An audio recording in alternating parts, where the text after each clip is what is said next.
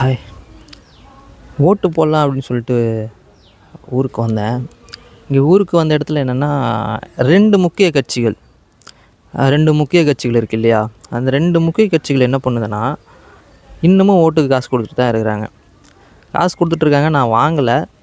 என்னென்னா, இது எது தெரியுமா குறிக்குது? இது வந்து நான் சரி, தப்பு, ஓட்டுக்கு காசு கொடுக்குறாங்க, நான் இதை பற்றி பேச வரல. நான் என்ன பேச வரேன்னா, இந்த மக்களுடைய ஒரு ஒரு அறியாமை இருக்குல்ல, இந்த அறியாமையை ஒரு அரசியல்வாதிகள் எப்படி பயன்படுத்துகிறாங்க அப்படின்னா, அவனுக்கு எதை கொடுத்தா என்கிட்ட அவன் மயங்குவான், என்கிட்ட அவன் அடிமையாக இருப்பான் அப்படின்றத தெரிஞ்சு அவங்க என்ன பண்ணுறாங்கன்னா, இலவசங்களையும் ஓட்டுக்கு காசையும் கொடுக்குறத காலங்காலமாக பயன்படுத்திக்கிட்டே இருக்காங்க. இது இந்த மனிதன் இருக்கான்ல, இந்த மனிதனுக்கு என்ன தேவை அப்படின்றதே அவனுக்கு தெரியல. இலவசம்னு சொன்னால் நாக்கு தொங்க போட்டுட்டு பின்னாடியே ஓடி போயிடுறானுங்க. இந்த ஓட்டுக்கு காசு கொடுக்குறேன்னு சொன்னால் அதுக்கு வேறு ஒரு கருத்து வேறு சொல்கிறாங்க. என் காசை தானே எனக்கு கொடுக்குறாங்க அப்படின்றாங்க. அப்போது இந்த 5 வருஷமாக நீ ஏன் அதை கேட்கல? இந்த 5 வருஷமாக உன் காசு தானே, நீ ஏன் உன்னோட உரிமைக்காக எந்த இடத்துலையும் குரல் கொடுக்கல, எந்த இடத்துலையும் கேட்கல? அப்போ நீ என்ன பண்ணுற? இதை வாங்குறதுக்காக ஒரு சாக்கு சொல்லிக்கிற, அதையும் வாங்கிட்டு போய் என்ன பண்ணுற அப்படின்னா, சாராய கடையில் தான் கொடுக்குற. அப்போது நீ என்ன பண்ணுற அப்படின்னா, உனக்கு என்ன தேவை அப்படின்றது உனக்கு தெரியல. அது தெரியாத காரணத்தினால உன்னை ஈஸியாக அடிமைப்படுத்திடுறாங்க. நீ அடிமையாக வாழ்ந்துட்டுருக்குற. இப்போ நான் என்ன சொல்கிறேன்னா, நீ சிந்தனை செய். உனக்கு என்ன தேவை? நீ ஏன் காசு வாங்குகிற? உனக்கு ஏன் காசு கொடுக்குறாங்க? உனக்கு ஏன் இலவசத்தை கொடுக்குறாங்க?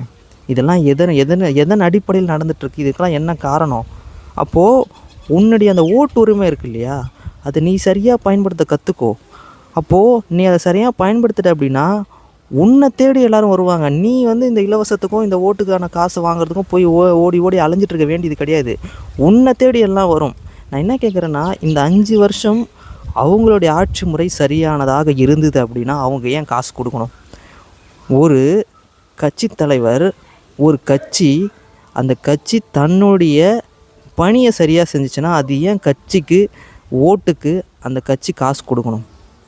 அப்போ நீங்கள் இதுலேருந்தே தெரிஞ்சுக்கலாம் எங்கெங்கே தப்பு நடக்குது அப்படின்னு. இந்த தப்பு நடக்கிறதுக்கு அவங்க மட்டும் காரணம் கிடையாது. நீங்கள் தான் முதல் காரணம், நீங்கள் தான் முதல் குற்றவாளி, நீங்கள் தான் சரி செய்யணும். நீங்கள் முதல்ல உங்களை சரி செய்யணும்.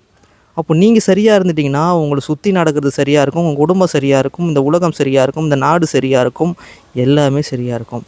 நீங்கள் உங்களை சரி பண்ணாமல் அடுத்தவங்களை சரி பண்ணணும், இல்லை வேறு ஒன்று சரி பண்ணணும், என்னை சுற்றி இருக்கிற சரி பண்ணணும், வெளில இருக்கிறத குறை சொல்கிறீங்களே தவிர்த்து உங்களை சரி பண்ணுறதுக்கான முயற்சி நீங்கள் எடுக்கல.